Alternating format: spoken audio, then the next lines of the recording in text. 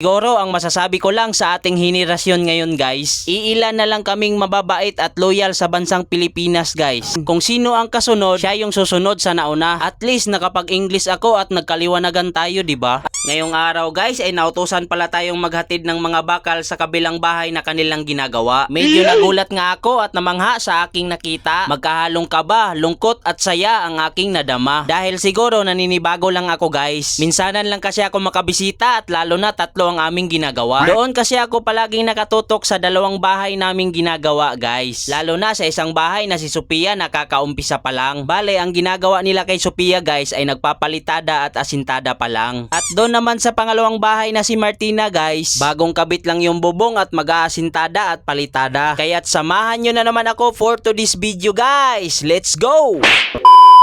For to this video guys ay napag-utusan tayo ni Foreman na maghatid ng mga bakal doon sa kanilang ginagawang bahay na si Justin. At ayun na nga guys ay dumating na tayo sa lugar kung saan magpipick up tayo ng bakal. At syempre wag natin kalimutan na i-lock bago natin iwanan. Alam nyo naman sa panahon natin ngayon guys, siguro ang masasabi ko lang sa ating henerasyon ngayon guys, iilan na lang kaming mababait at loyal sa bansang Pilipinas guys. Oops, aminin. May kasabihan nga guys, basta driver gani, loyal na. Makalipas lamang ng kalahating oras guys at ayan na, nagkarga na sila. Inabot nga kami ng kalahating oras guys, gawa ng may nauna. Ganyan kasi ang patakaran nila, first come first serve. Kung sino yung nauna, siya yung uunahin. Kung sino ang kasunod, siya yung susunod sa nauna. At least nakapag-English ako at nagkaliwanagan tayo, di ba? At maya-maya lang guys ay parang matatapos na. Pinahid kasi ni kuya yung kamay niya at nagkuha ng tali. Parang matatapos na talaga. Pero hindi ako totally sure ha. At ayun na nga guys, maya lang kami ay nakadating na. At ito nga pala ang maging purpose sa bakal naming pinick up guys. Bale, sumubra sila sa hukay at nagkulang naman sila sa bakal guys. As you can see, parang magbubuhos sila. Pero di pa rin ako sigurado, baka mamaya sasabihin pinapakialaman ko trabaho nila. Walang ganun. At ito na nga ang loob niya guys. Naka-starring pa si Alan dyan. Yan pala si Alan guys, yan yung pinakamagaling naming taga-tubo. Kumbaga sa English, pipe fitter. Hindi yung tangkad ang pinag-uusapan natin dito guys ha. Magkaiba kasi ang pipe fitter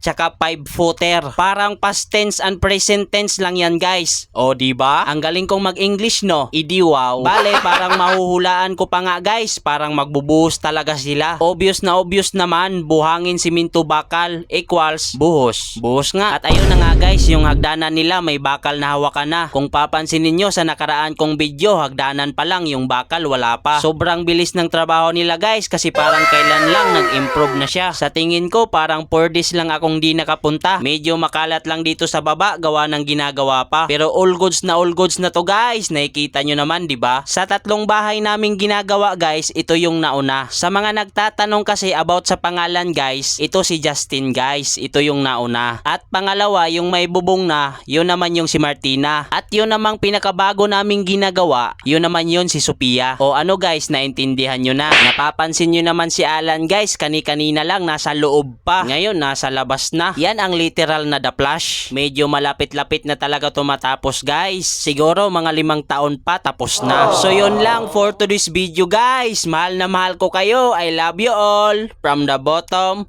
of my heart.